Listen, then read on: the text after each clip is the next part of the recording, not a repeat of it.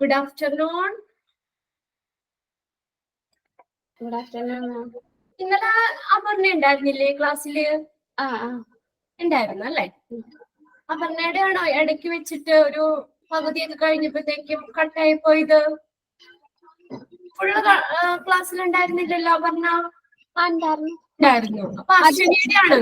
അശ്വിനിയുടെ ആയിരുന്നു അല്ലേ? അശ്വിനി എത്തി. അശ്വിനിക്ക് ഇന്നലെ എന്തോ പറ്റി? പകുതി ആയപ്പോഴത്തേക്ക് ഫോണില് ചാർജ് പോയിട്ടാണോ? ഇല്ല മാം, ഞാൻ കേറിയായിരുന്നു. അത് കഴിഞ്ഞിട്ട് നെറ്റ്വർക്ക് ഇഷ്യൂ എന്തോ കാണിക്കണ്ടായിരുന്നു, റേഞ്ച് കാണിക്കുന്നില്ലായിരുന്നു.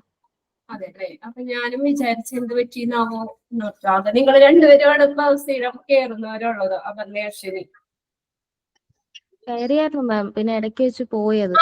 കേറിയായിരുന്നു. ആദ്യം ഉണ്ടായിരുന്നു, പിന്നെ ഇടയ്ക്ക് വെച്ചിട്ടേ ഞാൻ ഓർക്കും എന്താണ് പ്രശ്നം, ചാർജ് തീർന്നതാണോ എന്താണോ എന്ന് വിചാരിച്ചു. ഓക്കെ, ഇപ്പൊ വേറെ ആരെയും നോക്കുന്നുണ്ടല്ലോ, ആരെങ്കിലും കേറുവാണെങ്കിൽ ജോയിൻ ചെയ്യട്ടെ.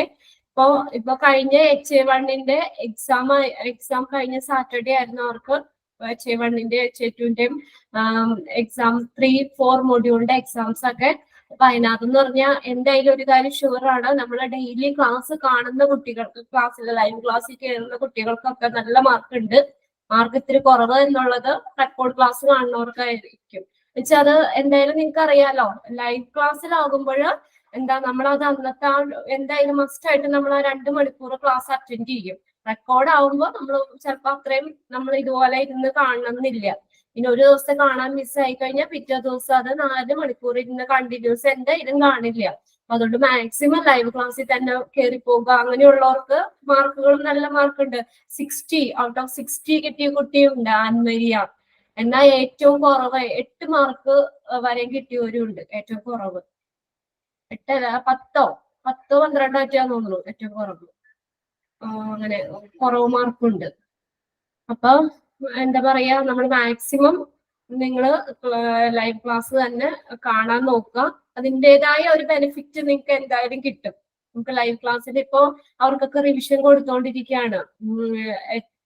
HA3-ക്ക് നെക്സ്റ്റ് HA3-യുടെ എക്സാം ആവാറായിട്ടുണ്ട്. അവരുടെ module first second module full complete ചെയ്ത് റിവിഷൻ കൊടുത്തോണ്ടിരിക്കുകയാണ്. അപ്പൊ HA1-ന്റെ മോഡൽ എക്സാം നെക്സ്റ്റ് സാറ്റർഡേ ഒക്കെയാണ്. പിന്നെ ഫൈനലും അവരുടെ HA1-ന്റെ ഫുൾ ഏകദേശം തീരാറായിട്ടുണ്ട്. പിന്നെ HA2-ന്റെ മൊഡ്യൂളിൽ അവർക്കുടെ എക്സാം ഒക്കെ എല്ലാവർക്കും ഇപ്പൊ എക്സാമിന്റെ ഒരു ടൈമാണ്. അപ്പൊ അതുകൊണ്ട് ക്ലാസ്സിൽ ഞാൻ പറഞ്ഞത് എന്താന്ന് വെച്ച് കഴിഞ്ഞാൽ മാക്സിമം ലൈവ് ക്ലാസ്സിൽ തന്നെ കയറാൻ നോക്കുക കേട്ടോ. അതെന്തായാലും പ്രത്യേകിച്ച് റിവിഷൻ സമയത്താണെങ്കിലും നമ്മൾ എക്സ്ട്രാ കുറെ ക്വസ്റ്റ്യൻസും പ്രീവിയസ് ഇയറിലെ ക്വസ്റ്റ്യൻ പേപ്പേഴ്സും ഒക്കെ വെച്ചിട്ടാണ് നമ്മൾ ക്വസ്റ്റ്യൻസ് തരുന്നത് തന്നെ. അപ്പൊ അതുകൊണ്ട് നിങ്ങൾക്ക് കയറി കഴിഞ്ഞാൽ അതിൻ്റെതായ ഒരു ബെനിഫിറ്റ് എന്തായാലും കിട്ടും. ഓക്കെ, ഇപ്പൊ നമ്മൾ കഴിഞ്ഞ ക്ലാസ്സിൽ നമ്മൾ dialysis, different type of dialysis, haemodialysis, peritoneal dialysis, മൂന്നാമത്തെ CRRT. നമ്മൾ ഹീമോഡയാലിസിന്റെ പറഞ്ഞു, വേറെ ഒന്നുമില്ല, ഒരു മെഷീൻ വഴിയാണ് ചെയ്യുന്നത്. അതിന്റെ പല അസസ് കാത്തീറ്റർ പറഞ്ഞു. അപ്പൊ ഹീമോഡയാലിസിസിൽ പേഷ്യന്റിന്റെ ബോഡിയിൽ നിന്ന് ഈ വാസ്കുലർ അസസ് സൈറ്റിലൂടെ ബ്ലഡ് എടുത്ത് മെഷീനിൽ ഇട്ടിട്ട് അത് പ്യൂരിഫൈ ചെയ്തിട്ട് തിരിച്ച് ആ പേഷ്യന്റിന്റെ ബോഡിയിലേക്ക് തന്നെ കയറ്റുന്നു. ഓക്കെ, ഇത് ക്ലിയർ അല്ലേ? അപ്പൊ അതിന്റെ നമ്മുടെ ഡിഫറെന്റ് ടൈപ്പ് ഓഫ് അസസ് ആണ്, അസസ് സൈറ്റുകളാണ്. നമ്മൾ 3 എണ്ണം പഠിച്ചു. AV ഫിസ്റ്റുല പഠിച്ചു, AV ഗ്രാഫ്റ്റ് പഠിച്ചു, മൂന്നാമത്തെ വാസ്കുലർ അസസ് കാത്തീറ്റർ. 3 അത് കഴിഞ്ഞു. നെക്സ്റ്റ് ആണ് പെരിറ്റോണിയൽ ഡയാലിസിസ്. അത് ഇന്നലെ നമ്മൾ എടുത്തതാണ്. പെരിറ്റോണിയൽ ഡയാലിസിസ് എന്ന് പറഞ്ഞാൽ എന്താ? നമ്മുടെ ഈ ബ്ലഡ് പ്യൂരിഫൈ ചെയ്യുന്നത് ബോഡിയുടെ ഉള്ളിൽ തന്നെയാണ്. പ്രത്യേകം മെഷീനൊന്നും അവിടെ ആവശ്യമില്ല അല്ലെ? അപ്പൊ ആ ഡയാലിസിസ് മെഷീന്റെ പകരം വയറിന്റെ ഉള്ളിൽ തന്നെയാണ് അത് എന്ത് ചെയ്യുന്നത്, പ്യൂരിഫൈ ചെയ്യുന്നത്. Okay, blood is purified inside your own body. നമ്മുടെ ബോഡിയുടെ ഉള്ളിൽ തന്നെയാണ് പ്യൂരിഫൈ ചെയ്യുന്നത്. അവിടെ ഡയാലിസിസ് മെഷീന്റെ ഒന്നും ആവശ്യമില്ല. അപ്പൊ അതിന്റെ ഇതിനകത്ത് നമ്മൾ പറഞ്ഞത് എന്താണ്? ആ ലൈനിങ് ഓഫ് ദ അബ്ഡോമൻ. അതിനെന്താ പറയുന്നേ? ഒരു വേർഡ് ഉണ്ടല്ലോ, the lining of the abdomen or belly area is called, എന്താ പറഞ്ഞത്? ലൈനിങ്, വയറിന്റെ ആ ലൈനിങ്ങിന് എന്താ, പാളിക്ക് എന്താ പറഞ്ഞത്? പെരിറ്റോണിയം. പെരിറ്റോണിയം. അത് പെരിറ്റോണിയം എന്ന് പറയുന്നത് അതാണ് ഫിൽറ്റർ ആയിട്ട് ആക്ട് ചെയ്യുന്നത്. നമ്മൾ ഈ പെരിറ്റോണിയം ഡയാലിസിസ് ചെയ്യുന്നതിന് മുന്നേ ഒരു മൈനർ സർജറി നമ്മുടെ വയറിൽ ചെയ്യും. അവിടെ ഒരു കത്തീറ്റർ, ഒരു സോഫ്റ്റ് ട്യൂബ് അവിടെ പ്ലേസ് ചെയ്യും. എന്നിട്ട് എന്ത് ചെയ്യുന്നു, അതിൽ കൂടെ dialysate fluid, rinsing fluid made up of mixture of water, salt and other additives ഉള്ള ക്ലിൻസിങ് ഫ്ലൂയിഡ് വയറിന്റെ അകത്തേക്ക് ആ കത്തീറ്ററിൽ കൂടെ തന്നെ വയറിന്റെ അകത്തേക്ക് കയറ്റുന്നു. അതിനാണ് നമ്മള് നിറയ്ക്കുന്നതിനാണ് ഫിൽ എന്ന് പറഞ്ഞത്, FILL. അപ്പൊ വയറിന്റെ ഉള്ളിൽ ആ സൊല്യൂഷൻ കിടക്കുന്നതിനെയാണ് ഡ്വൽ, DWELL, ഡ്വൽ എന്ന് പറയുന്നത്. അങ്ങനെ 3-4 മണിക്കൂർ ആ സൊല്യൂഷൻ വയറിന്റെ ഉള്ളിൽ കിടക്കുമ്പോഴത്തേക്കും തന്നെ എന്ത് ചെയ്യുന്നു, അത് ഈ ഡയാലിസേറ്റ് ആ സൊല്യൂഷൻ ഒരു മാഗ്നറ്റ് പോലെ ആക്ട് ചെയ്തിട്ട് അവിടെയുള്ള ബ്ലഡ് വെസൽസിൽ നിന്നുള്ള വേസ്റ്റിനെയൊക്കെ അങ്ങോട്ട് അബ്സോർവ് ചെയ്യുകയാണ് ചെയ്യുന്നത്. അങ്ങനെ അപ്പോ 3-4 മണിക്കൂർ കഴിയുമ്പോഴത്തേക്കും ഡയാലിസിസ് അവിടെ കംപ്ലീറ്റ് ആവും. എന്നിട്ട് തിരിച്ച് ആ ഒരു ട്യൂബ് വഴി തന്നെ നമുക്ക് ആദ്യം എടുത്ത ബാഗില്ലേ, ആ ബാഗിലേക്ക് തന്നെ ആ സൊല്യൂഷൻ കളക്ട് ചെയ്തെടുക്കാം. ഇതാണ് ഇപ്പൊ നമ്മൾ പറഞ്ഞു, പെരിറ്റോണിയൽ ഡയാലിസിസ് നമുക്ക് എവിടെ വേണമെങ്കിലും ചെയ്യാം, വീട്ടിലാണെങ്കിലും ചെയ്യാം, ഹോസ്പിറ്റലിൽ പോകണമെന്നൊന്നുമില്ല. അപ്പൊ അതിനകത്ത് വീട്ടിൽ തന്നെ ചെയ്യാം. നമുക്ക് അതിനുള്ള സെറ്റിംഗ്സ് കിട്ടിക്കഴിഞ്ഞു കഴിഞ്ഞാൽ ട്രീറ്റ്മെന്റ് ആവശ്യമായിട്ടുള്ള ഫെസിലിറ്റീസ് അവിടെ ഉണ്ടെങ്കിൽ നമുക്ക് ഇത് വീട്ടിൽ തന്നെ ചെയ്യാം. ഇനി നമ്മൾ പറഞ്ഞത് different types of peritoneal dialysis ആണ്. 3 പറഞ്ഞു. CAPD പറഞ്ഞു, CCPD, IPD. അതിന്റെ 3ന്റെ എക്സ്പാൻഡഡ് ഫോം തീർച്ചയായിട്ടും നോക്കി വെക്കുക. Continuous ambulatory peritoneal dialysis, CAPD, CCPD, continuous cyclic peritoneal dialysis, next IPD, intermittent peritoneal dialysis. പിന്നെ അടുത്ത നെക്സ്റ്റ് നമ്മൾ പറഞ്ഞത് CRRT ആണ്, കണ്ടിന്യൂസ് റീനൽ റീപ്ലേസ്മെന്റ് തെറാപ്പി. അത് ഇന്റൻസീവ് കെയറിലുള്ള പേഷ്യൻസിന് കൊടുക്കുന്ന ഇതാണ് CRRT എന്ന് പറയുന്നത്. വിത്ത് സിവിയർ കിഡ്നി ഫെയിലിയർ ആയിട്ട് ഇന്റൻസീവ് കെയർ ICU പേഷ്യൻസിന് കൊടുക്കുന്നതാണ്. അതിനെ അറിയപ്പെടുന്ന മറ്റൊരു പേര് ഏതാണ്? CRRT is also known as എന്തെന്നറിയപ്പെടുന്നേ?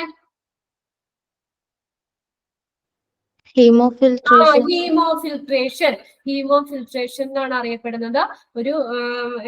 ഒരു മെഷീനിലൂടെ ഒരു ട്യൂബിലൂടെ ആ ബ്ലഡിലേക്ക് കടത്തി വിടുകയാണ് ചെയ്യുന്നത്. Machine passes the blood through A ട്യൂബിൽ കൂടെ ഒരു മെഷീൻ ബ്ലഡിലേക്ക് കടത്തി വിടുകയാണ് ചെയ്യുന്നത്. എന്നിട്ട് എന്ത് ചെയ്യുന്നു, it filters and eliminate the waste products and water, അതിനെയൊക്കെ എലിമിനേറ്റ് ചെയ്തെടുക്കുന്നു. എന്നിട്ട് ആ ബ്ലഡ് തിരിച്ച് ബോഡിയിലേക്ക് തന്നെ കടത്തിവിടുന്നു. This procedure is discharge 12 to 24 hours normally every day. Okay, ഇത്രയായിരുന്നു നമ്മൾ കഴിഞ്ഞ ക്ലാസ്സിൽ നമ്മൾ പറഞ്ഞു നിർത്തിയത്. ഓക്കെ, വായിച്ചു നോക്കിയായിരുന്നു ഇന്നലെ? നോട്ട് വായിച്ചായിരുന്ന രണ്ടുപേരും? വായിച്ചു. എന്നാ നമുക്കിനി നമുക്ക് അടുത്ത് നോക്കാം. ഓക്കെ, ഇനി നെക്സ്റ്റ് നമ്മൾ പഠിക്കാൻ പോകുന്നത് അഡ്വാൻറ്റേജ് ഓർ ബെനിഫിറ്റ്സ് പഠിക്കാൻ പോകുന്നത്. അഡ്വാൻറ്റേജ്, ഇപ്പൊ നമ്മൾ പറഞ്ഞു എന്ത് ട്രീറ്റ്മെന്റ് നമ്മൾ ചെയ്യുകയാണെങ്കിലും അത് നല്ല രീതിയിൽ ചെയ്താൽ മാത്രമാണ് നമുക്ക് അതിന്റെ നല്ല എഫക്റ്റീവ്നെസ് കിട്ടുള്ളൂ, അതിന്റെ ബെനിഫിറ്റ്സ് കിട്ടുള്ളൂ, അല്ലെ? ഇതുപോലെ തന്നെ ഡയാലിസിസ് നമ്മൾ ചെയ്യുമ്പോൾ എന്തൊക്കെ ആ ഡയാലിസിസിന്റെ ഫലപ്രാപ്തി ഇൻക്രീസ് ചെയ്യാൻ എന്തൊക്കെ കാര്യങ്ങൾ ചെയ്യേണ്ടത്, അല്ലെങ്കിൽ നമ്മൾ അത് ബെനിഫിഷ്യൽ ആവണമെങ്കിൽ അതിന് എന്തൊക്കെ കാര്യങ്ങളാണ് ചെയ്യേണ്ടതെന്നുള്ളതാണ് പറഞ്ഞേക്കണേ കേട്ടോ. The following steps can help increase the effectiveness of your dialysis treatment. ഈ താഴെ പറഞ്ഞേക്കുന്ന സ്റ്റെപ്സ് എന്ത് ചെയ്യുന്നു, ആ ഡയാലിസിസ് ട്രീറ്റ്മെന്റിന്റെ എഫക്റ്റീവ്നെസ് കുറച്ചുകൂടി ഫലപ്രാപ്തി കൂട്ടാൻ സഹായിക്കുന്ന കാര്യങ്ങളാണ് ഇവിടെ പറഞ്ഞേക്കുന്നത്. ഫസ്റ്റ് നോക്കിയേ, ഫസ്റ്റ് പോയിന്റ് എന്താ? Complete the treatments as per to the recommended schedule. കണ്ടോ, ഒന്നാമത്തെ പറഞ്ഞേക്കുന്നത് കംപ്ലീറ്റ് ദ ട്രീറ്റ്മെന്റ്സ്, ആ ട്രീറ്റ്മെന്റ് കംപ്ലീറ്റ് ആക്കണം. എന്തനുസരിച്ചാ?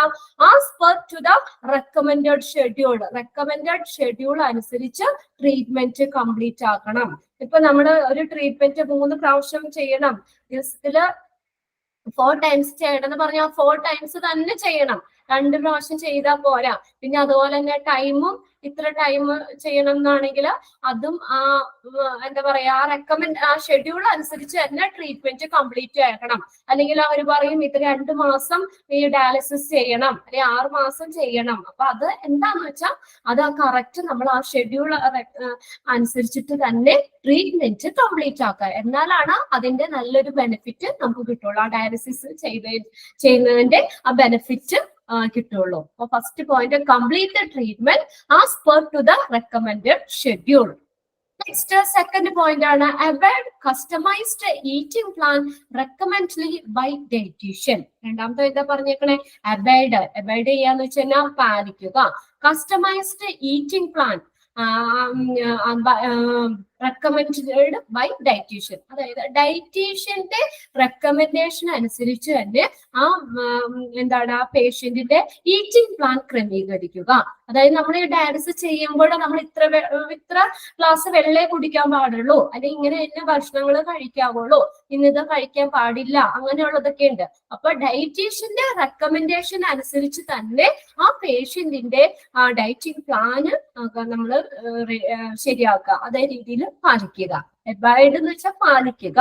Customised eating plan recommended by ഡയറ്റീഷ്യന്റെ റെക്കമെൻഡ് അനുസരിച്ച് തന്നെ ഭക്ഷണം കഴിക്കുക. അപ്പൊ നമ്മൾ അത് ചെയ്യുമ്പോൾ കഴിക്കാൻ പാടില്ലാത്ത ഭക്ഷണം കഴിച്ചു കഴിഞ്ഞാൽ ആ ട്രീറ്റ്മെന്റിന്റെ ഫുൾ ആയിട്ടുള്ള ഇത് ബെനിഫിറ്റ് കിട്ടോ?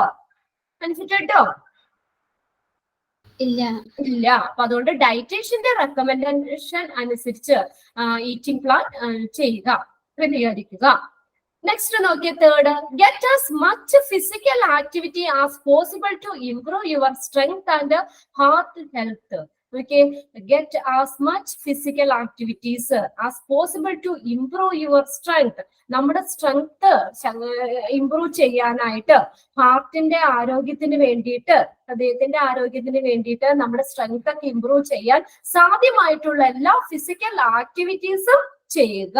Get as much physical activities as possible. നമുക്ക് സാധ്യമായിട്ടുള്ള എല്ലാ ഫിസിക്കൽ ആക്ടിവിറ്റീസും ചെയ്യുക. ഇതിനു വേണ്ടിയിട്ടാ നമ്മുടെ സ്ട്രെങ്ത് ഇംപ്രൂവ് ചെയ്യാനും ഹാർട്ടിന്റെ ആരോഗ്യത്തിനൊക്കെ വേണ്ടിയിട്ട് സാധ്യമായിട്ടുള്ള എല്ലാ ഫിസിക്കൽ ആക്ടിവിറ്റീസും ചെയ്യുക. Next fourth point, communicate with the dialysis provider and pharmacist about any medication, supplements of herbal products you are taking or are considering starting. ഇവിടെ എന്താ പറഞ്ഞേക്കുന്നത് നോക്കിയേ? Communication with dialysis provider. Dialysis provide ചെയ്യുന്ന ആളുകളില്ലേ, അവരുമായിട്ട് dialysis provider അല്ലെങ്കിൽ ഫാർമസിസ്റ്റുമായിട്ട് ഒരു communication വേണം. നമ്മളൊരു കമ്മ്യൂണിക്കേറ്റ് ചെയ്യണം. എബൌട്ട് എനി മെഡിക്കേഷൻ, എന്തെങ്കിലും മെഡിക്കേഷൻ മരുന്നുമായിട്ട്, ഇത് കഴിക്കുമ്പോൾ എന്തൊക്കെ മരുന്നുകൾ കഴിക്കണം, അല്ലെങ്കിൽ അങ്ങനെ ഇതൊക്കെ ആയിട്ട് ഡയാലിസിസ് പ്രൊവൈഡറുമായിട്ട് ഒരു കമ്മ്യൂണിക്കേഷൻ വേണം. മെഡിക്കേഷൻ, പിന്നെ അതുപോലെ തന്നെ supplements of herbal products. Herbal products എന്ന് പറഞ്ഞാൽ പ്രോഡക്ട്സ് മെയ്ഡ് ഫ്രം പ്ലാന്റ്സിൽ നിന്നുണ്ടാക്കുന്ന പ്രോഡക്ട്സ് ആണ് herbal products. you are taking or are considering starting. ഈ ഡയാലിസിസ് സ്റ്റാർട്ട് ചെയ്യുമ്പോൾ നമ്മൾ എടുക്കേണ്ടതായിട്ടുള്ള മെഡിക്കേഷൻ എന്തൊക്കെയാണ്, സപ്ലിമെന്റ്സ് എന്തൊക്കെയാണ് എന്നുള്ള കാര്യമൊക്കെ ഈ ഡയാലിസിസ് പ്രൊവൈഡർ അല്ലെങ്കിൽ ഫാർമസിസ്റ്റുമായിട്ട് ഒരു കമ്മ്യൂണിക്കേഷൻ വേണം. അപ്പൊ നമുക്ക് അവരോട് ഡയറക്റ്റ് ചോദിക്കാലോ, ഡയാലിസിസ് പ്രൊവൈഡറിനോട് തന്നെ നമുക്ക് ചോദിക്കാം എന്തൊക്കെ മെഡിക്കേഷൻസ് ആണ്, അല്ലെങ്കിൽ എന്തൊക്കെ ഹെർബൽ പ്രോഡക്ട്സ്, എന്തൊക്കെ കാര്യങ്ങളാണ് നമ്മൾ ഈ ഡയാലിസിസ് ചെയ്യുമ്പോൾ നമ്മൾ സ്റ്റാർട്ട് ചെയ്യേണ്ടത്, അല്ലെങ്കിൽ നമ്മൾ ശ്രദ്ധിക്കേണ്ട കാര്യങ്ങൾ എന്തൊക്കെയാണെന്നുള്ളതൊക്കെ നമുക്ക് അവരുമായിട്ട് ഒരു കമ്മ്യൂണിക്കേഷൻ വേണം, കമ്മ്യൂണിക്കേഷൻ ചെയ്യുക. അങ്ങനെ ആകുമ്പോൾ നമുക്ക് ഡയാലിസിസ് കുറച്ചും കൂടി എഫക്റ്റീവ് ആവും. അവർ കുറച്ചും കൂടി കാര്യങ്ങളൊക്കെ നമുക്ക് പറഞ്ഞു തരുമ്പോൾ നമ്മൾ അതനുസരിച്ച് ചെയ്യുക. Okay, next, talk with the dialysis team about any anxiety or side effects that you may have.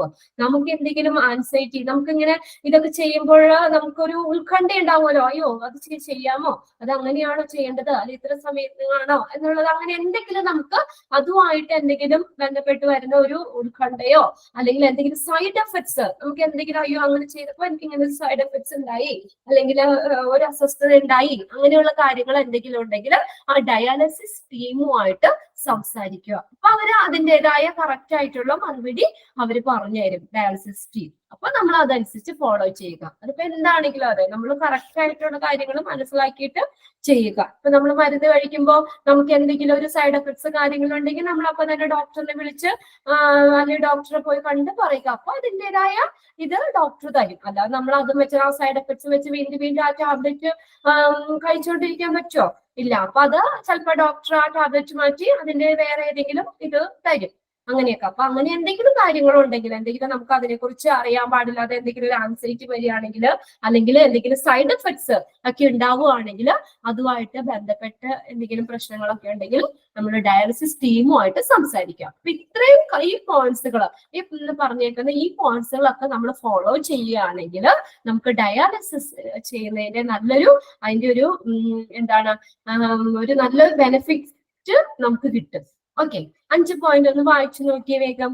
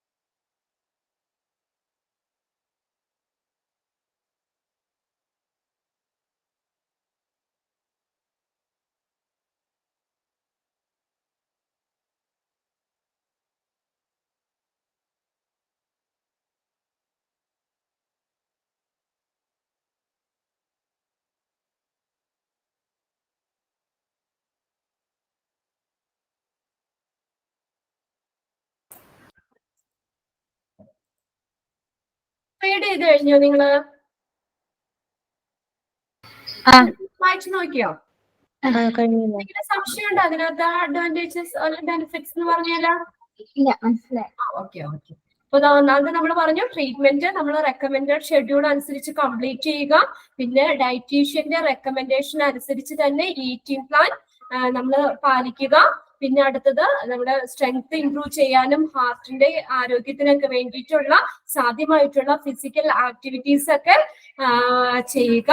പിന്നെ അടുത്ത ഡയാലിസിസ് പ്രൊവൈഡർ ഫാർമസിസ്റ്റുമായിട്ട് ആയിട്ട് കമ്മ്യൂണിക്കേറ്റ് ചെയ്യുക. എന്തെങ്കിലും മെഡിക്കേഷൻ മരുന്നുമായിട്ടോ അല്ലെങ്കിൽ സപ്ലിമെന്റ്സ് അല്ലെങ്കിൽ ഹെർബൽ പ്രോഡക്ട്സ് നമ്മൾ എന്തൊക്കെയാണ് ഈ ഡയാലിസിസ് ചെയ്യുമ്പോൾ നമ്മൾ ചെയ്യേണ്ടത് എന്നിവയായിട്ട് ബന്ധപ്പെട്ടത് അവരോടൊക്കെ ഒന്ന് കമ്മ്യൂണിക്കേറ്റ് ചെയ്യുക.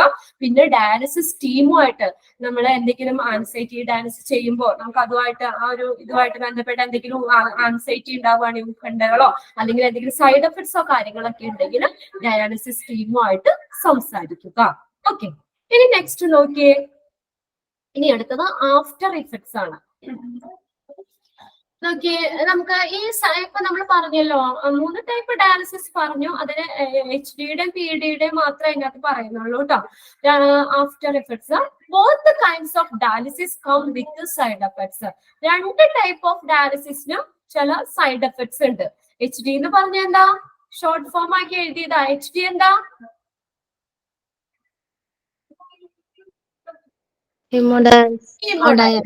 PDയോ? Peritoneal dialysis. അപ്പൊ നമ്മൾ ഈ 2 ടൈപ്പ് ഓഫ് ഡയാലിസിസിനും എന്താണ്, ചില സൈഡ് എഫക്ട്സ് ഉണ്ട്. It can also be difficult to tell surely whether its symptoms is because of dialysis or the kidney failure that is also affecting the body. ഇവിടെ നോക്കിയേ, നമ്മൾ പറഞ്ഞു 2 ടൈപ്പ് ഓഫ് ഡയാലിസിസ്, ഹീമോഡയാലിസിസിനും പെരിറ്റോണിയൽ ഡയാലിസിസിനും ചില side effects ഉണ്ട്. അപ്പൊ എന്തൊക്കെയാണ് side effects എന്നുള്ളത് ഷുവറായിട്ട് നമുക്ക് പറയാനായിട്ട് ഇച്ചിരി ബുദ്ധിമുട്ടാണ്. എന്തുകൊണ്ടാണ്? Whether it symptoms is because of dialysis or chronic kidney failure that is also affecting the body. ഇപ്പൊ നമ്മുടെ ബോഡീനെ ഇപ്പൊ ഞാൻ എന്താ പറയാ ഒരു ടാബ്ലറ്റ് കഴിക്കുമ്പോൾ എനിക്ക് ഉണ്ടാവുന്ന സൈഡ് എഫക്ട്സ് ആവണമെന്നില്ല. ആ സെയിം ടാബ്ലറ്റ് കഴിക്കുമ്പോൾ അപർണയ്ക്ക് ഉണ്ടാവണത് ആ ഒരു സൈഡ് എഫക്ട്സ് തന്നെ ആവണമെന്നില്ല. എന്നുവെച്ചാൽ അത് നമ്മുടെ ബോഡീനെ എങ്ങനെയാണ് അത് അഫക്ട് ചെയ്യണത് എന്ന് അനുസരിച്ചിരിക്കും. ചിലപ്പോ നമുക്ക് രണ്ടുപേർക്കും ഉണ്ടായാൽ ചിലപ്പോ ഒരു സൈഡ് എഫക്ട്സ് ആവണമെന്നില്ല അശ്വനിക്ക് ഉണ്ടായത്. അപ്പൊ അങ്ങനെ നമ്മുടെ ബോഡിയുടെ അനുസരിച്ച് അത് വ്യത്യാസപ്പെട്ടിരിക്കും. അപ്പൊ അതുകൊണ്ട് കറക്റ്റ് ആയിട്ട് ഇന്നതെന്ന് നമുക്ക് പറയാനായിട്ട് ഇത്തിരി ബുദ്ധിമുട്ടാണ്. Because it can also be difficult to tell surely whether it symptoms is because of dialysis or kidney failure that is also affecting the body. നമ്മുടെ ബോഡീനെ എങ്ങനെയാണ് ആ കിഡ്നി ഫെയിലിയർ അഫക്ട് ചെയ്തേക്കുന്നത് അല്ലെങ്കിൽ ഡയാലിസിസ് എങ്ങനെയാണ് അഫക്ട് ചെയ്തേക്കുന്നത് എന്നതനുസരിച്ച് വ്യത്യാസപ്പെട്ടിരിക്കും. അതുകൊണ്ട് ഷുവർ ആയിട്ട് നമുക്ക് അതിന്റെ സിംറ്റംസ് പറയാൻ പറ്റില്ല. എന്നാലും some of the most common after effects that people tell of include. സാധാരണ കോമൺ ആയിട്ട് ആളുകൾ പറഞ്ഞ സിംറ്റംസ് ആണ് ഇവിടെ പറഞ്ഞത്. ഇപ്പൊ ഒരു 10 പേരിൽ നമ്മൾ നോക്കുവാണെങ്കിൽ ഇപ്പൊ ഒരു 8 പേരും ഒരേ ടൈപ്പ് കാര്യമാണെങ്കിൽ നമുക്ക് അതൊരു സിംറ്റംസ് ആയിട്ട് എടുക്കാമല്ലോ. അപ്പൊ അങ്ങനെ നമ്മൾ കോമൺ ആയിട്ട് ആളുകൾ പറഞ്ഞിട്ടുള്ള ചില ആഫ്റ്റർ ഇഫക്ട്സ് ആണ് നമുക്ക് തന്നേക്കുന്നത്. ഇത് എക്സാമിന് ചോദിക്കും കേട്ടോ. ഇതിനകത്ത് ഹീമോഡയാലിസിന്റെ സിംറ്റംസിൽ ഇൻക്ലൂഡ് ചെയ്തത് ഏതാണ്, അല്ലെങ്കിൽ പെരിറ്റോണിയൽ ഡയാലിസിന്റെ സിംറ്റംസിൽ ഇൻക്ലൂഡ് ചെയ്തത് ഏതാണെന്ന് ചോദിക്കാം. Which of the following is included in the after effects of haemodialysis അങ്ങനെ ചോദിക്കാം കേട്ടോ. അത് നോട്ട് ഇൻക്ലൂഡഡ് ഇൻ ഹീമോഡയാലിസിസ് എന്ന് ചോദിക്കാം. അപ്പൊ സിംറ്റംസ് നോക്കാം നമുക്ക്. ഹീമോഡയാലിസിന്റെ സിംറ്റംസ് ആണ് stoppage in your vascular site entrance point. Vascular site ആണ് എൻട്രൻസ് പോയിന്റ്സ്. അവിടെ ഒരു സ്റ്റോപ്പേജ് ആവും, അവിടെ ഒരു ബ്ലോക്ക് പോലെ ആവും. Stoppage in your vascular site. പിന്നെ രണ്ടാമത്തെ മസ്കുലർ സ്പാസം. സ്പാസം എന്ന് പറഞ്ഞു കഴിഞ്ഞാൽ പേശി രോഗാവസ്ഥ. മസ്കുലർ സ്പാസം പേശി രോഗാവസ്ഥ. പേശികൾക്ക് എന്തെങ്കിലും രോഗങ്ങൾ ഉണ്ടാവാം, പേശി രോഗാവസ്ഥ. പിന്നെ അടുത്ത hypo tension, blood pressure, BP കുറയാൻ. ഹൈപ്പോ ടെൻഷൻ എന്നാ പറഞ്ഞേക്കുന്നത്. മറ്റൊരു പ്രശ്നം എന്ന് പറഞ്ഞാൽ അതിന്റെ ആഫ്റ്റർ BP കുറയും.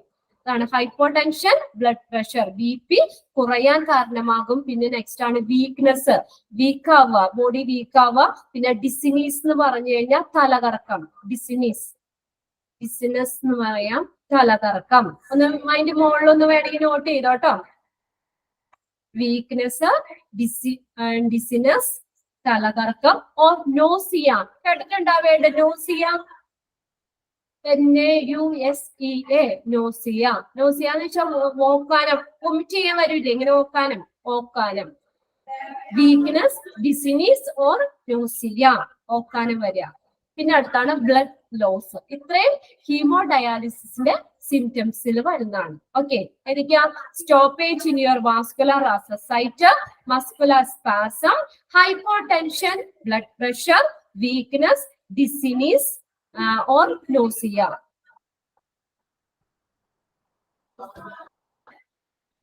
Last blood loss. ഓക്കെ, ഇത്രയും ഹീമോഡയാലിസിന്റെ സിംറ്റംസിൽ വരുന്നതാണ്. ഓക്കെ, ഇത് വായിച്ച അശ്വിനി ഏതൊക്കെയായിരുന്നു HBയുടെ symptoms? Supporting vascular site, muscular spasm, hypertension, blood pressure, weakness, dizziness or nausea, blood loss. Blood loss. ഇത്രയും HBയുടെ സിംറ്റംസിൽ ഇൻക്ലൂഡ് ചെയ്യുന്നതാണ്. ഇനി നെക്സ്റ്റ് ആണ് PD. PD എന്ന് പറഞ്ഞാൽ പെരിറ്റോണിയൽ ഡയാലിസിസ്. പെരിറ്റോണിയൽ ഡയാലിസിസിൽ ചെയ്യുന്നവർക്കുള്ള ആഫ്റ്റർ എഫക്ട്സ് ആണ് ഹെർണിയ വരാൻ ചാൻസ് ഉണ്ട്. Hernia, HERNIA, hernia. ഹെർണിയ എന്ന് കേട്ടിട്ടില്ലേ? എന്താ മലയാളം ഹെർണിയയുടെ? അറിയാം, കുടലിറക്കം എന്ന് പറയും. ഹെർണിയ, കുടലിറക്കം. ഇത് ബ്രാക്കറ്റ് കൊടുത്തിട്ടുണ്ട് ഹെർണിയയുടെ definition. Weakness in your abdomen muscle often presenting as a lump or swollen area. പേശി ഭിത്തിയുടെ പേശികളുടെ മസിൽസിന്റെ ബലക്കുറവ് കാരണം വയറിനകത്ത് അല്ലെങ്കിൽ വയറിനകത്ത് ഉണ്ടാകുന്ന പ്രഷറൊക്കെ കാരണം ഈ കുടല് പുറത്തേക്ക് ബൾജ് ചെയ്ത് വരുന്ന അല്ലെങ്കിൽ സൊള്ളി ചെയ്ത് വരുന്ന ആ ഒരു കണ്ടീഷനാണ് ഹെർണിയ എന്ന് പറയുന്നത്. ആ ഒരു അവസ്ഥയാണ്, ഒരു സ്റ്റേജ് ആണ് ഹെർണിയ. മസിൽസിന്റെ ബലക്കുറവ് കൊണ്ട് അല്ലെങ്കിൽ വയറിനകത്ത് ഉണ്ടാകുന്ന പ്രഷർ കാരണം ഈ കുടല് പുറത്തേക്ക് സ്വെല്ല് ചെയ്ത് വരുന്ന ഒരു സിറ്റുവേഷൻ, ഒരു കണ്ടീഷനാണ് ഹെർണിയ. ഇതിന്റെ ഒരു പീഡിയുടെ ഒരു ആഫ്റ്റർ എഫക്ട്സ് ആണ് ഹെർണിയ. രണ്ടാമത്തെയാണ് വെയിറ്റ് ഗെയിൻ. അമിതമായിട്ട് വണ്ണം വയ്ക്കുക, വെയിറ്റ് കൂടുക, അതും പീഡിയുടെ സിംറ്റംസിൽ വരുന്നതാണ്. Weight gain, hernia, weight gain, ഇത് രണ്ടും പെരിറ്റോണിയൽ ഡയാലിസിസിന്റെ സിംറ്റംസിൽ വരുന്നതാണ്. ഓക്കെ, ഏതൊക്കെയായിരുന്നു സിംറ്റംസ് പീഡിയുടെ ആഭരണ? Hernia and weight gain. Okay, രണ്ട് സിംറ്റംസ് വരുന്നുള്ളൂ, ഹെർണിയ, വെയിറ്റ് ഗെയിൻ. ഓക്കെ, ഇനി നെക്സ്റ്റ് പാരഗ്രാഫ് നോക്കി. Even though these after effects may sound terrifying, they should be compared to the risk that arise from continuing to live with the untreated kidney failure.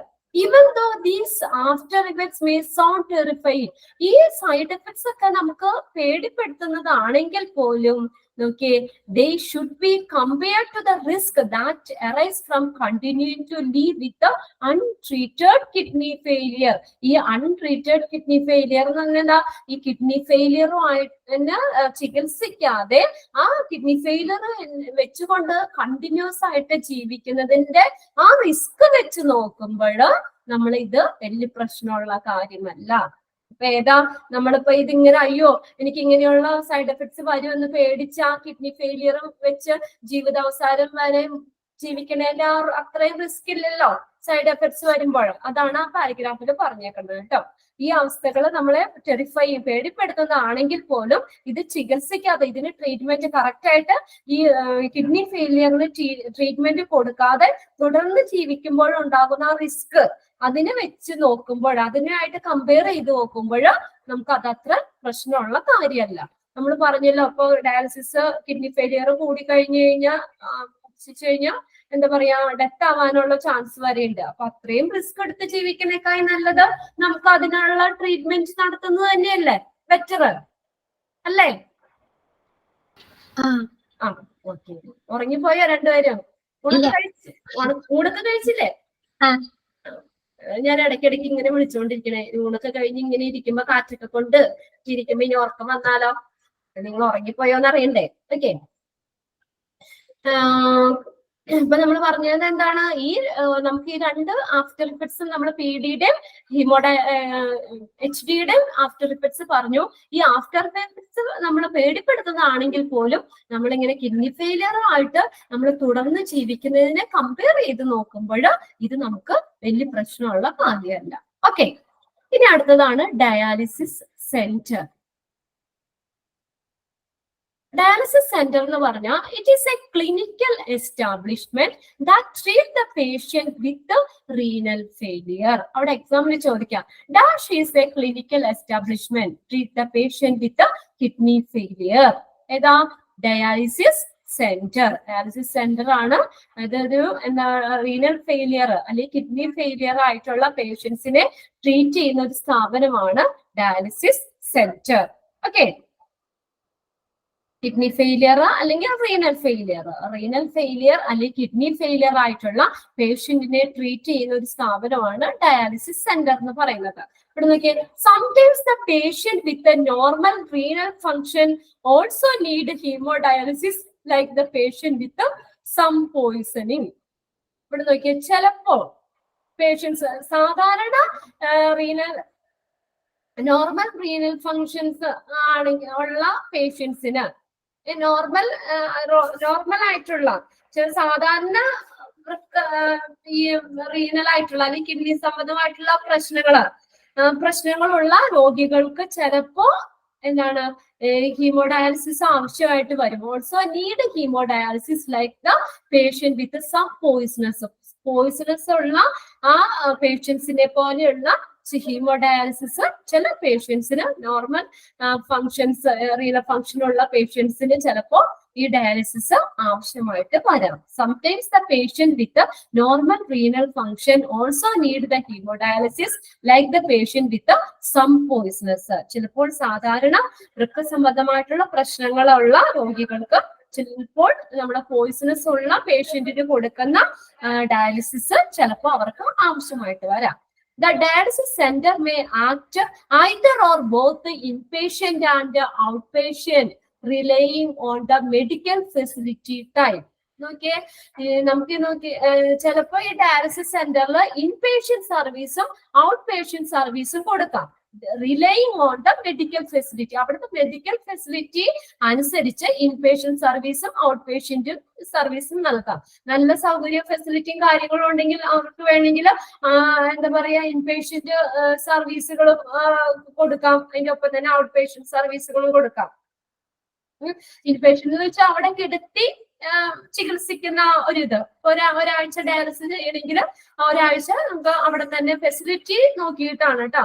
അപ്പോൾ നല്ല facility ഉള്ള dialysis centre ആണെങ്കിൽ inpatient service നടത്താം. അല്ലെങ്കിൽ facility ഒക്കെ കുറവാണ്, അവിടെ കിടത്താനുള്ള സൗകര്യവും കാര്യങ്ങളൊന്നും ഇല്ലെങ്കിൽ അവർക്ക് പേഷ്യൻസിന് ഡയാലിസിസ് വന്ന് ചെയ്ത് തിരിച്ച് വീട്ടിൽ പോകാം, അങ്ങനെ കൊടുക്കാം. അത് എങ്ങനെയായാലും മെഡിക്കൽ ഫെസിലിറ്റിനെ നോക്കിയിട്ടാണ് കേട്ടോ. The dialysis center may act either or both the inpatient and the outpatients. Dialysis center inpatient service ആയിട്ടും ഔട്ട് പേഷ്യന്റ് ആയിട്ട് രണ്ടും ആയിട്ട് ചെയ്യുന്നുണ്ട്. അത് എന്തിനു ബേസ് ചെയ്തിട്ടാണ്? Relying on the medical facility type, medical facility type അനുസരിച്ചിട്ടാണ്. And may provide, dialysis center also provide self-dialysis training and for peritoneal dialysis decide to haemodialysis. അതിന്റെ നോക്കിയേ, ഡയാലിസിസ് സെന്റർ പ്രൊവൈഡ് ചെയ്യാം ഇത് self dialysis training for peritoneal dialysis. അവിടെ and വേണ്ട കേട്ടോ. Dialysis സെന്ററിന് എന്താ ഡയാലിസിസ് ട്രെയിനിങ് കൊടുക്കാം ഫോർ പെരിറ്റോണിയൽ ഡയാലിസിസ്. നമ്മൾ PD പറഞ്ഞല്ലോ, അത് നമുക്ക് ഹോസ്പിറ്റലിൽ പോകണമെന്ന് ആവശ്യമില്ല, നമുക്ക് വീട്ടിലാണെങ്കിൽ ചെയ്യാം. അപ്പൊ പെരിറ്റോണിയൽ ഡയാലിസിസ് കൊടുക്കുന്ന പേഷ്യൻസിന് സെൽഫ് ട്രെയിനിങ് കൊടുക്കാം, ഡയാലിസിസ് ട്രെയിനിങ് പ്രൊവൈഡ് ചെയ്യാം. അപ്പൊ ഡയാലിസിസ് സെന്ററിൽ ചെയ്താൽ അവരെങ്ങനെയൊക്കെയാണ് ചെയ്യേണ്ടത് എന്നുള്ള കാര്യങ്ങളൊക്കെ കറക്റ്റ് ആയിട്ട് പറഞ്ഞ് ഒക്കെ മനസ്സിലാക്കി കൊടുക്കും. അങ്ങനെ ഡയാലിസിസ് അവർക്ക് അത് അവിടെ ചെയ്യിക്കാം, ആ ഒരു ട്രെയിനിങ്ങും കൊടുക്കാൻ പറ്റും. ഡിസൈഡ് ടു ഹീമോഡയാലിസിസ്, ഹീമോഡയാലിസിന്റെ ഒപ്പം തന്നെ പെരിറ്റോണിയൽ ഡയാലിസിസിന് വേണ്ടിയുള്ള സെൽഫ് ട്രെയിനിങ്ങും ഡയാലിസിസ് സെന്ററിന് പ്രൊവൈഡ് ചെയ്യാം. ഓക്കെ, ആണ് ഡയാലിസിസ് സെന്റർ എന്ന് പറയുന്നത്. It's a clinical establishment that treat the patient with a renal failure. ഇത് അണ്ടർലൈൻ ചെയ്തിട്ട് കേട്ടോ. റീനൽ ഫെയിലിയർ ആയിട്ട് ഉള്ള പേഷ്യൻസിനെ ട്രീറ്റ് ചെയ്യുന്ന ക്ലിനിക്കൽ എസ്റ്റാബ്ലിഷ്മെന്റ് ആണ് ഡയാലിസിസ് സെന്റർ. ഹീമോഡയാലിസിസ് ആവശ്യമായിട്ടുള്ള പേഷ്യൻസിന് ചിലപ്പോൾ പോയിസണസ് ആയിട്ടുള്ള ഡയാലിസിസ് ചെയ്യുന്ന പേഷ്യൻസിനെ പോലെയുള്ള ഡയാലിസിസ് ചിലപ്പോൾ ആവശ്യമായിട്ട് വരാം. ഇത് ഡയാലിസിസ് സെന്റർ രണ്ട് ഇതായിട്ട് ആക്ട് ചെയ്യുന്നുണ്ട്, ഫംഗ്ഷൻ ചെയ്യുന്നുണ്ട്. ഇൻപേഷ്യന്റ് സർവീസ് ആയിട്ടും സർവീസുകളും ഔട്ട് പേഷ്യന്റ് സർവീസുകളും പ്രൊവൈഡ് ചെയ്യുന്നുണ്ട്. അത് അതിന്റെ മെഡിക്കൽ ഫെസിലിറ്റി ടൈപ്പ് നോക്കിയിട്ടാണ്. അപ്പൊ അവിടെ കിടത്തി ഒക്കെ ചെയ്യാനുള്ള സൗകര്യം ഉണ്ടെങ്കിൽ ഇൻപേഷ്യന്റ് സർവീസുകൾ കൊടുക്കാം. അല്ല അത്ര ഫെസിലിറ്റിയും കാര്യങ്ങളൊന്നും ഇല്ലെങ്കിലൊക്കെ നമുക്ക് ഡയാലിസിസ് ചെയ്ത് വീട്ടിലേക്ക് പോകാനുള്ള ഇത് കൊടുക്കാം. എന്തായാലും depending on the medical facility type and they provide and it is also provide self dialysis training. അവർക്ക് ഡയാലിസിസ് ചെയ്യാനുള്ള പേഷ്യൻസിന് ട്രെയിനിങ്ങും കൊടുക്കും ഫോർ പെരിറ്റോണിയൽ ഡയാലിസിസ്. പെരിറ്റോണിയൽ ഡയാലിസിസിന് വേണ്ടിയുള്ള സെൽഫ് ട്രെയിനിങ്ങും നൽകുന്നുണ്ട്. ഇതിനോടൊപ്പം തന്നെ ഡിസൈഡ് ടു ഹീമോഡയാലിസിസ്, ഹീമോഡയാലിസിസിനൊപ്പം തന്നെ പെരിറ്റോണിയൽ ഡയാലിസിസിന് ആവശ്യമായിട്ടുള്ള സെൽഫ് ഡയാലിസിസ് ട്രെയിനിങ് പ്രൊവൈഡ് ചെയ്യുന്നുണ്ട്. ക്ലിയർ ആയോ? ക്ലിയർ ആയി. ഇനി അടുത്ത നെക്സ്റ്റ് വരുന്നത് ഇൻഫ്രാസ്ട്രക്ചർ റിക്വയർമെന്റ്സ് ആണ്. എന്തൊക്കെ സൗകര്യങ്ങളും കാര്യങ്ങളും ഒക്കെയാണ് വേണ്ടത് ഈ ഡയാലിസിസ് സെന്ററിന് വേണ്ട ഇൻഫ്രാസ്ട്രക്ചർ റിക്വയർമെന്റ്സ്, അതിന് വേണ്ട സൗകര്യങ്ങൾ എന്തൊക്കെയാണ്? ഫസ്റ്റ് വരുന്നത് the dialysis area should be provided with air conditioning. ഒന്നാമത്തെ കാര്യം എന്താ? ഇൻഫ്രാസ്ട്രക്ചർ റിക്വയർമെന്റ്സിന് ആവശ്യം വിത്ത് പ്രൊവൈഡഡ് വിത്ത് എയർ കണ്ടീഷനിങ്. നല്ല എന്താണ് എയർ കണ്ടീഷനിങ് വേണം, നല്ല വായു കടക്കാവുന്ന രീതിയിലുള്ള നല്ല എയർ കണ്ടീഷനിങ് ഒക്കെ കൊടുക്കണം അവിടെ. Dialysis area should be provide with air conditioning. പിന്നെ അടുത്ത് നോക്കിയേ second point, each mission should be at the centre of adequate area to permit easy movement of personnel and resuscitation equipments whenever needed. Okay, അപ്പൊ ഈ ഇതിനകത്ത് ചോദിക്കാം, ഈ dialysis machine should be at the dash of the dialysis centre അല്ലെങ്കിൽ dialysis room. എവിടെ വെക്കണ്ടേ? Dialysis machine should be at the centre. Dialysis machine ആ dialysis റൂമിന്റെ സെന്ററിൽ വെക്കണം എന്നാ പറഞ്ഞേക്കണം കേട്ടോ. അവിടെ വെക്കാം, കോർണറിന് തരാം, അല്ലെങ്കിൽ പിന്നെ വേറെ എന്തെങ്കിലും നമുക്ക് ഔട്ട് ഓഫ് ദ റൂമിനോ അങ്ങനെ എന്തെങ്കിലും ഓപ്ഷൻസ് ഒക്കെ തരാം. ഇവിടെ എന്താ പറഞ്ഞേക്കുന്നത്? Each machine, dialysis machine should be at the centre of adequate area to permit. എന്തിനു വേണ്ടിയിട്ട് അങ്ങനെ സെന്ററിൽ വെക്കാൻ പറഞ്ഞേക്കുന്നേ? To permit easy movement of personnel. അവിടുത്തെ ഉദ്യോഗസ്ഥർക്ക്, പേഴ്സണൽസിന്, സ്റ്റാഫിനൊക്കെ ഈസി ആയിട്ട് അതിൽ കൂടെ പാസ് ചെയ്യാൻ വേണ്ടിയിട്ട്, നടക്കാൻ വേണ്ടിയിട്ടൊക്കെ ഈ ഡയാലിസിസ് മെഷീന് എവിടെ ആ റൂമിന്റെ സെന്ററിൽ വെക്കാം. ഓക്കെ, അതിന്റെ ഒപ്പം തന്നെ വേറൊരു പോയിന്റ് പറയാം, റെസിസിറ്റേഷൻ. റെസിസിറ്റേഷൻ എന്ന് വെച്ചാൽ ഉണർവ് വരുത്താൻ വേണ്ടിയിട്ട്, ഉത്തേജനം ചെയ്യാൻ, ഉണർവ് വരുത്താനായിട്ടുള്ള കാര്യങ്ങളാണ്. റെസിസ്റ്റേഷൻ എക്യുപ്മെന്റ്സ് whenever needed. ആവശ്യമുള്ള എക്യുപ്മെന്റ്സുകളൊക്കെ, റെസിസ്റ്റേഷൻ എക്യുപ്മെന്റ്സ് ആവശ്യമുള്ളപ്പോഴെല്ലാം അത് പ്രൊവൈഡ് ചെയ്യാനും ഈ നമ്മുടെ പേഴ്സണൽസിന് ഈസി ആയിട്ട് മൂവ് ചെയ്യാനും വേണ്ടിയിട്ട് മെഷീൻ എവിടെ വെക്കണം? Dialysis machine should be at the centre. Okay, ഇനി തേർഡ് പോയിന്റ് പറഞ്ഞേക്കുന്ന, the layout must have facilities for self guarding a patients privacy. Layout, ഈ ലേഔട്ട് എങ്ങനെയായിരിക്കും? ഫെസിലിറ്റി, സൗകര്യങ്ങൾ വേണം. ഫോർ, എന്തിനു വേണ്ടി? സെൽഫ് ഗാർഡിംഗ്, സംരക്ഷിക്കുന്നതിന് വേണ്ടിയിട്ട്, പേഷ്യന്റ് പ്രൈവസി സംരക്ഷിക്കുന്നതിന് വേണ്ടിയിട്ടുള്ള ഫെസിലിറ്റീസ് ഉള്ളതായിരിക്കണം. അങ്ങനെയായിരിക്കണം അതിന്റെ ലേഔട്ട്, അതിന്റെ പ്ലാൻ എന്ന് പറഞ്ഞത്. പേഷ്യന്റ് പ്രൈവസിനെ സംരക്ഷിക്കുന്ന തരത്തിലുള്ള ഫെസിലിറ്റീസ് വേണം. പേഷ്യന്റിന് പ്രൈവസി വേണം അവിടെ. ഓക്കെ, അതാ ഉദ്ദേശിക്കുന്നത്. The layout must have a facilities for self guarding a patients privacy. Next, fourth, isolation room. കേട്ടിട്ടില്ല ഐസൊലേഷൻ റൂം? ഐസൊലേഷൻ റൂം കേട്ടിട്ടുണ്ടോ? സ്പെഷ്യൽ റൂംസ് ആണ് ഐസൊലേഷൻ റൂം എന്ന് പറഞ്ഞാൽ. ഈ പേഷ്യന്റിനെ ഒറ്റപ്പെട്ട് നിർത്താൻ വേണ്ടിയിട്ട്, അല്ലെങ്കിൽ മറ്റുള്ള ഡിസീസ് ഉള്ള പേഷ്യൻസിന്റെ ഒപ്പം നിർത്തിക്കഴിഞ്ഞാൽ അത് സ്പ്രെഡ് ആവാനൊക്കെ ചാൻസ് ഉണ്ട്. അപ്പൊ അങ്ങനെ പേഷ്യന്റിന് കൂടുതൽ കെയർ കൊടുക്കാൻ വേണ്ടി ഒറ്റപ്പെട്ട് നിർത്തുന്ന ആ റൂമിനാണ് ഐസൊലേഷൻ റൂം എന്ന് പറയുന്നത്. അത് ജസ്റ്റ് ഒന്ന് എഴുതി വെച്ചാൽ, ഇത് താഴെ തന്നെ സ്ഥലം ഉണ്ടല്ലോ, isolation room.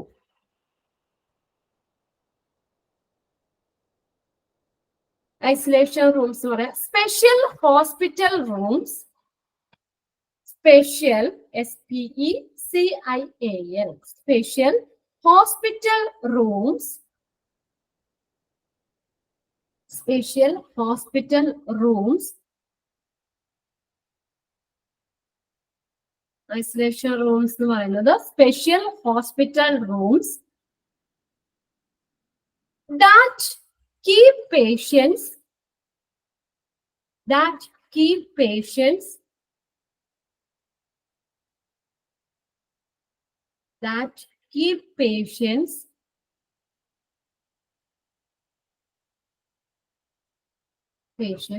separate from other people, separate from other people while while they receive medical care, while they receive medical care.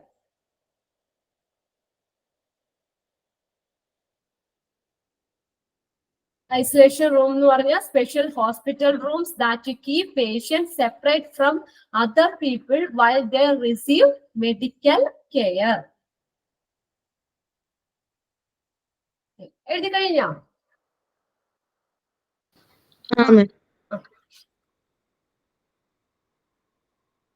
Okay, next അതിന്റെ പോയിന്റ് നോക്കിയേ, ഐസൊലേഷൻ റൂം. അപ്പൊ അങ്ങനെ ഒരു ഐസൊലേഷൻ റൂം വേണം, ഒരു സെപ്പറേറ്റ് പേഷ്യന്റിന് സെപ്പറേറ്റ് ചെയ്യുന്ന ഒരു റൂം വേണം. മറ്റുള്ള എല്ലാവരുമായിട്ട് ഇടപെടാതെ പേഷ്യന്റിന് മാത്രം നിൽക്കുന്ന ഒറ്റപ്പെട്ട ഒരു മുറി, അതാണ് ഐസൊലേഷൻ റൂം എന്ന് പറയുന്നത്.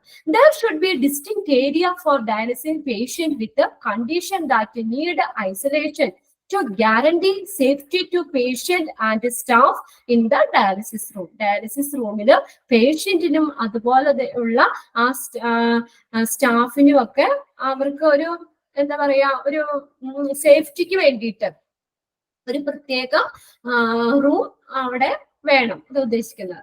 There should be distinct area, ഒരു പ്രത്യേക ഏരിയ അതിനുവേണ്ടി നമ്മൾ തിരഞ്ഞെടുക്കണം. ഫോർ ഡയാലിസിങ് പേഷ്യന്റ്, ഡയാലിസിസ് ചെയ്യുന്ന പേഷ്യന്റിന് with condition that need isolation to guarantee safety to patient and staff in the dialysis room. ആ പേഷ്യന്റിനും അതുപോലെ തന്നെ സ്റ്റാഫിനും ആ ഡയാലിസിസ് റൂമിലുള്ള സേഫ്റ്റിക്ക് വേണ്ടിയിട്ട് ഒരു ഡിസ്റ്റിങ്ക്ട് ഏരിയ അവിടെ വേണം. ദിസ് ഏരിയ, ആ ഏരിയയിൽ എന്ത് വേണം, should have A free water supply and drainage facilities. ആ ഒരു ഏരിയയിൽ ഫ്രീ വാട്ടർ സപ്ലൈ അതുപോലെ തന്നെ ഡ്രെയിനേജ് ഫെസിലിറ്റീസും പ്രൊവൈഡ് ചെയ്യണം. ഐസൊലേഷൻ റൂമിൽ should be have free water supply and drainage facility രണ്ടും പ്രൊവൈഡ് ചെയ്യണം. ഓക്കെ, ആണ് ഐസൊലേഷൻ റൂം എന്ന് പറയുന്നത്.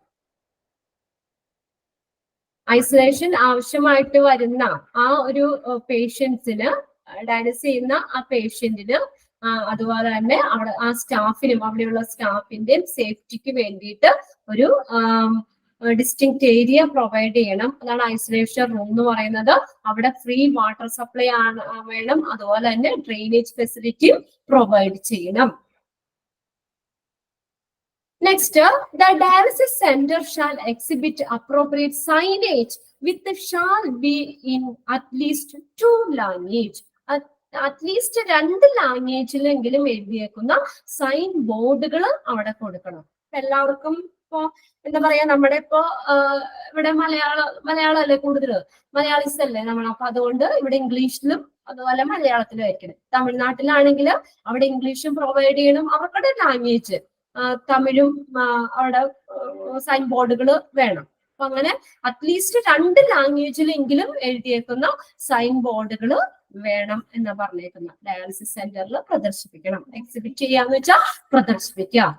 The dialysis center shall exhibit appropriate signage which shall be in at least 2 language. ആളുകൾക്കൊക്കെ ഐഡന്റിഫൈ ചെയ്യാൻ വേണ്ടിയിട്ട്, മനസ്സിലാക്കാൻ വേണ്ടിയിട്ട് സൈൻ ബോർഡുകള്, സൈനേജുകള് 2 ലാംഗ്വേജിലെങ്കിലും എഴുതിയത് പ്രൊവൈഡ് ചെയ്യണം. ഇത്രയും കാര്യങ്ങളാണ് ഡയാലിസിസ് സെന്റേഴ്സിന്റെ ഇൻഫ്രാസ്ട്രക്ചർ റിക്വയർമെന്റ്സിൽ വരുന്നത്. 5 പോയിന്റ്സ് ഉണ്ട്. ഒന്ന് വായിച്ചു നോക്കിയേ, വേഗം ഒന്ന് വായിച്ചു നോക്കട്ടോ.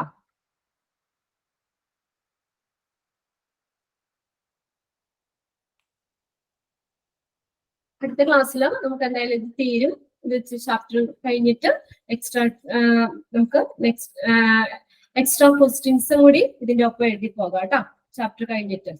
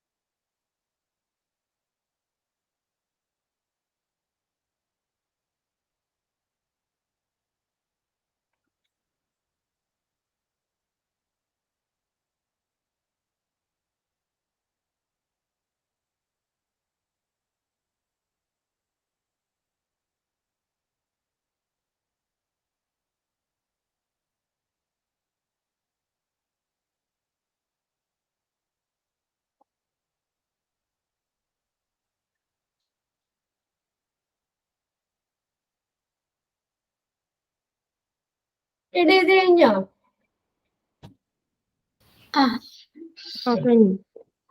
അതിനകത്ത് ഡൗട്ട് ഒന്നും ഇല്ലല്ലോ? ഇൻഫ്രാസ്ട്രക്ചറിൽ ഇല്ല.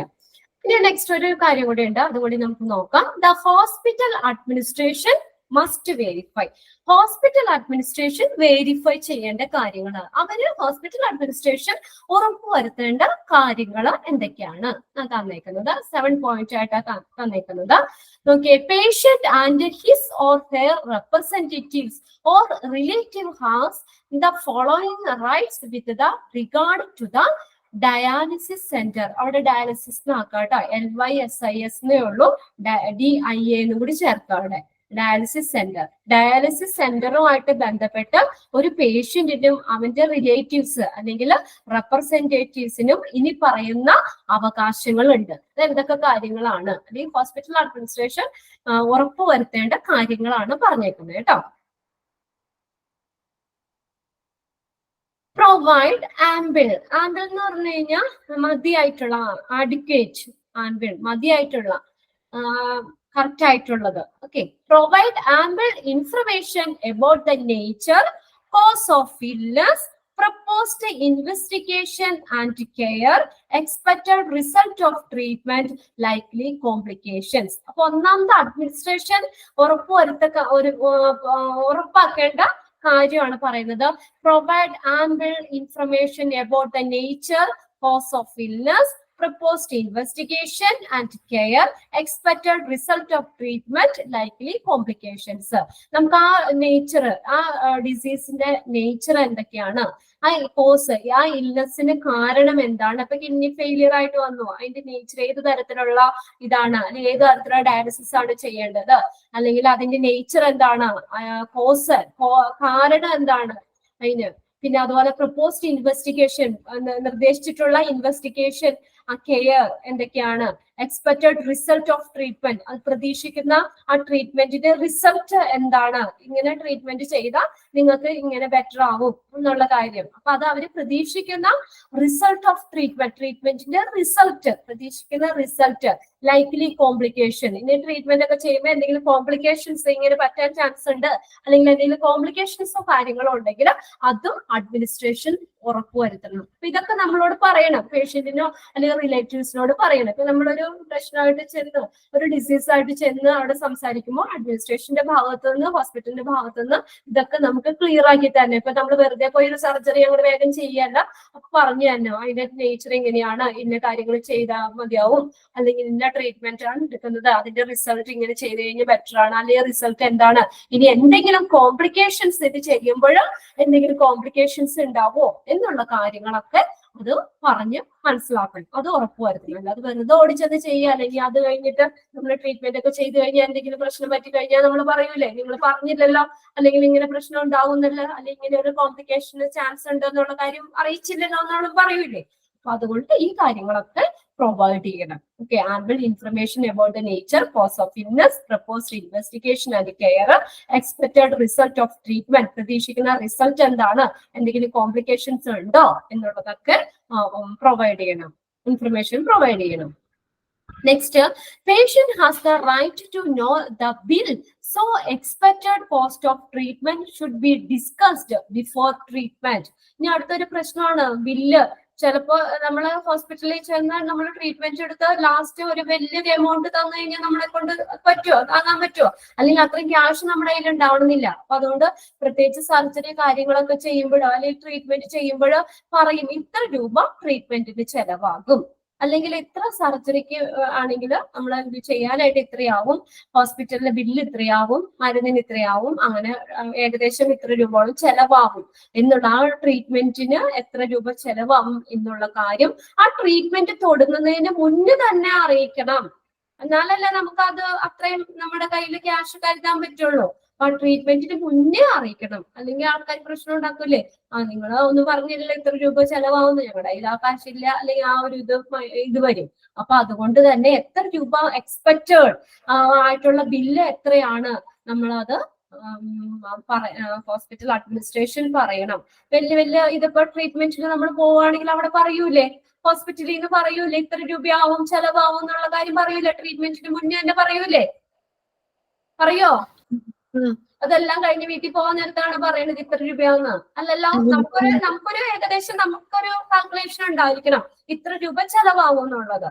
അപ്പൊ അത് നമ്മളോട് പറയണം. സർജറി ആണെങ്കിൽ ആ സമയത്ത് അല്ലെങ്കിൽ ഡയാലിസിസ് ചെയ്യുമ്പോൾ ഇപ്പൊ ഹീമോഡയാലിസിസ് ചെയ്യുന്നതിന് ഇത്ര രൂപ ചെലവാകും എന്നുള്ള കാര്യം ട്രീറ്റ്മെന്റ് ചെയ്യുന്നത്. എന്നിട്ട് വേണം നമുക്കത് ചെയ്യണോ അല്ലെങ്കിൽ നമ്മുടെ കയ്യിൽ ഇപ്പൊ ചെയ്യണോ, ഇത്രയും കാശുണ്ടോ, അല്ലെങ്കിൽ ഒരു മാസത്തെ ഗ്യാപ്പ് നമുക്ക് അവിടെ പറയണം, നമ്മുടെ കയ്യിൽ അത്രയും ക്യാഷ് ആവാനുള്ള ഇത് പറയണം. അപ്പൊ അതിനൊക്കെ അല്ലെങ്കിൽ നമുക്ക് ആ ക്യാഷ് സംഘടിപ്പിക്കാനൊക്കെ വേണ്ടിയിട്ട് ട്രീറ്റ്മെന്റിന് മുന്നേ തന്നെ ആ ബില്ല് എത്രയാവും എന്നുള്ളത് പേഷ്യന്റിനോട് പറഞ്ഞിരിക്കണം. Patient has right to know the bill.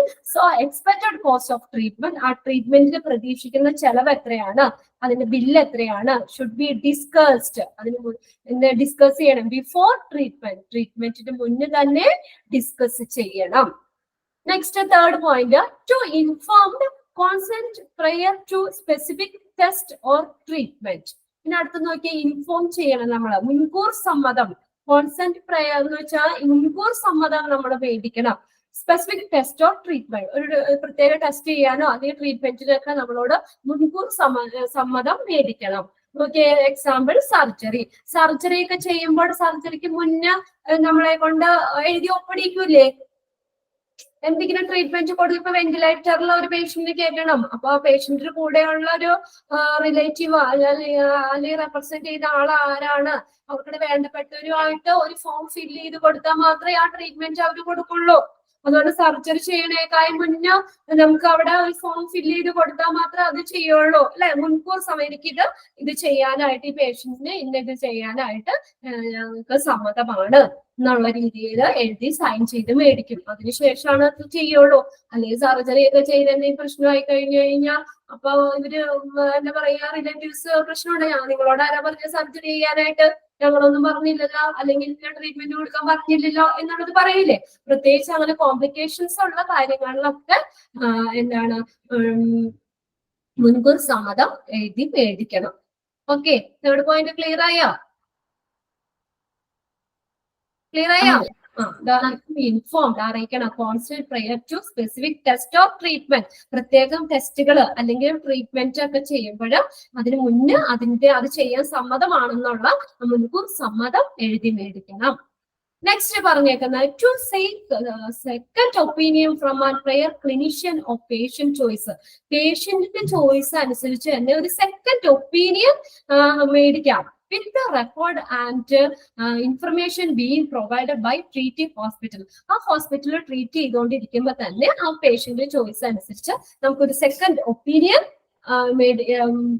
ചെയ്യാം. അത് ഹോസ്പിറ്റൽ അഡ്മിനിസ്ട്രേഷൻ വെരിഫൈ ചെയ്യാം. ഇപ്പൊ നമ്മളിപ്പോ ഒരു ഡോക്ടറെ കാണണം, അപ്പൊ ആ ഡോക്ടറെ കണ്ടു കഴിയുമ്പോൾ ചിലപ്പോൾ നമ്മൾ ഗ്യാസ്ട്രിക് ആയിട്ട് ബന്ധപ്പെട്ടായിരിക്കും ചെല്ലുന്നത്. അപ്പൊ വേറെ എന്തെങ്കിലും ഇതാണ് ഈ ഡോക്ടർ അല്ലെങ്കിൽ അഡ്മിനിസ്ട്രേഷന്റെ ഭാഗത്ത് നിന്ന് പറയും ഇങ്ങനെ പേഷ്യന്റ് ചോയ്സ് അനുസരിച്ച് തന്നെ ഇന്ന ഡോക്ടറെ റെഫർ ചെയ്യും അവിടെ നിന്ന്. അപ്പൊ ആ ഹോസ്പിറ്റൽ പറ്റിയിട്ട് വേറെ ഹോസ്പിറ്റലിലേക്ക് ആണെങ്കിലും അല്ലെങ്കിൽ ആ ഹോസ്പിറ്റലിൽ തന്നെ വേറെ ഡോക്ടർ കാണണമെങ്കിൽ അത് റെഫർ ചെയ്യും. അപ്പൊ അങ്ങനെ ഒരു സെക്കൻഡ് ഒപ്പീനിയൻ അവിടെ കൊടുക്കാം, അന്വേഷിക്കാം. To seek second opinion from proper clinician of patient choice with the recorded and information being provided by treating hospital. ആ ഹോസ്പിറ്റലിൽ ട്രീറ്റ്മെന്റിൽ ഇരിക്കുമ്പോൾ തന്നെ ഒരു പേഷ്യന്റ് ചോയ്സ് അനുസരിച്ച് ക്ലിനിഷ്യന് ഒരു സെക്കൻഡ് ഒപ്പീനിയൻ അന്വേഷിക്കാം.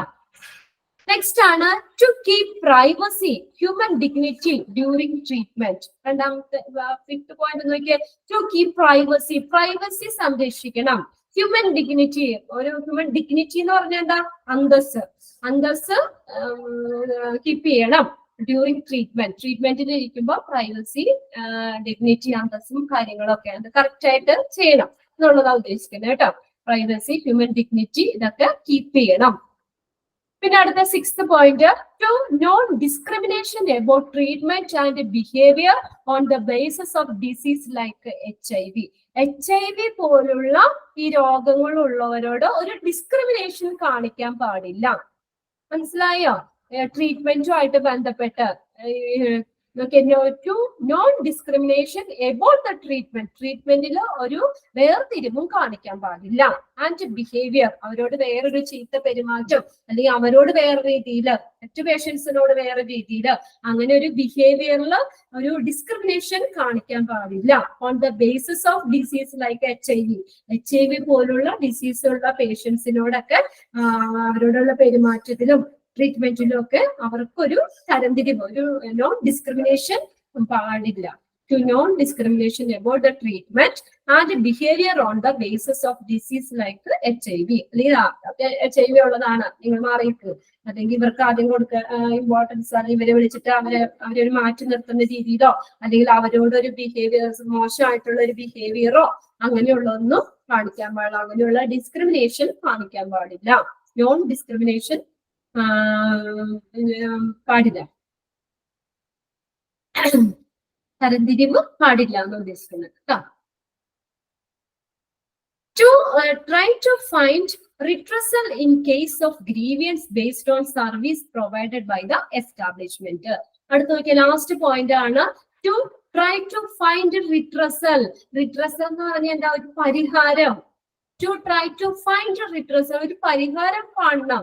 എന്താ, in the case of grievance based on services provided by the establishment. ആ ഒരു എസ്റ്റാബ്ലിഷ്മെന്റ് പ്രൊവൈഡ് ചെയ്യുന്ന സർവീസിൽ എന്തെങ്കിലും പരാതിയോ കാര്യങ്ങളോ ഉണ്ടെങ്കിൽ അതിന് എന്ത് ചെയ്യണം, ഒരു പരിഹാരം കാണണം. അതും ഹോസ്പിറ്റൽ അഡ്മിനിസ്ട്രേഷന്റെ ഭാഗത്ത് നിന്ന് ഉറപ്പുവരുത്തേണ്ടതാണ്. അപ്പൊ എന്തെങ്കിലും കംപ്ലൈന്റ്സോ കാര്യങ്ങളോ ഉണ്ടെങ്കിൽ ആ ഒരു എസ്റ്റാബ്ലിഷ്മെന്റ്, ആ ഒരു സ്ഥാപനം പ്രൊവൈഡ് ചെയ്യുന്ന സർവീസിൽ ഒക്കെ എന്തെങ്കിലും ഗ്രീവിയൻസ്, പരാതിയൊക്കെ ഉണ്ടെങ്കിൽ അതിന് എന്ത് ചെയ്യണം, അതിന് തക്കതായിട്ടുള്ള ഒരു റിഡ്രസൽ, ഒരു പരിഹാരം, ആ പരാതിക്ക് ഒരു പരിഹാരം കാണണം. ഇത്രയും കാര്യങ്ങളാണ് ഹോസ്പിറ്റൽ അഡ്മിനിസ്ട്രേഷൻ വെരിഫൈ ചെയ്യേണ്ട കാര്യങ്ങളിൽ വരുന്നത്.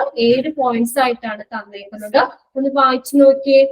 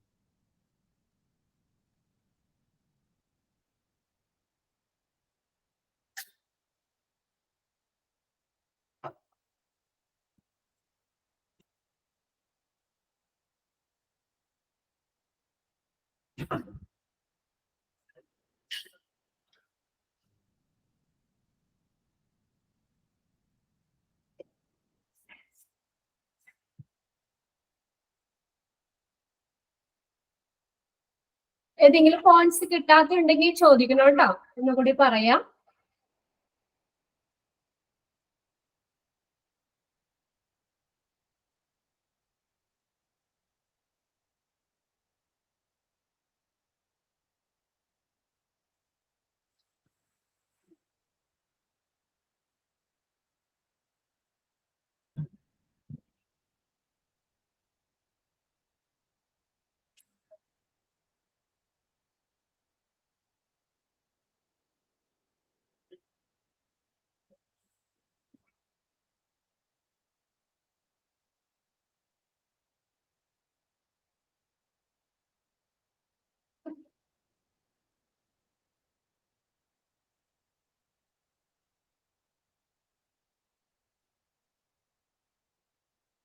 അയച്ചു കഴിഞ്ഞോ നിങ്ങള്? എന്തെങ്കിലും ഏതെങ്കിലും പോയിന്റ്സ് ക്ലിയർ അല്ലാത്തതുണ്ടോ, കിട്ടാത്തതുണ്ടോ? കുഴപ്പമൊന്നുമില്ല അല്ലെ. 7 പോയിന്റ്സ് ആയിട്ട് തന്നേക്കുന്നത്. ജസ്റ്റ് ഒന്ന് വായിക്കാം. ഇനി എന്താ, ഓക്കെ. അപ്പൊ ഇതിന്റെ ഭാഗത്തുനിന്നുള്ള ക്വസ്റ്റ്യൻസ് ഇന്ന് നാളത്തേക്ക് നിങ്ങൾക്ക് കിട്ടും. അപ്പൊ ഈ പോയിന്റ്സ് ഒന്ന് വായിച്ചതിന് ശേഷം നിങ്ങൾ ആ ക്വസ്റ്റ്യൻസ് ഒന്ന് അറ്റൻഡ് ചെയ്യാൻ നോക്കാം കേട്ടോ.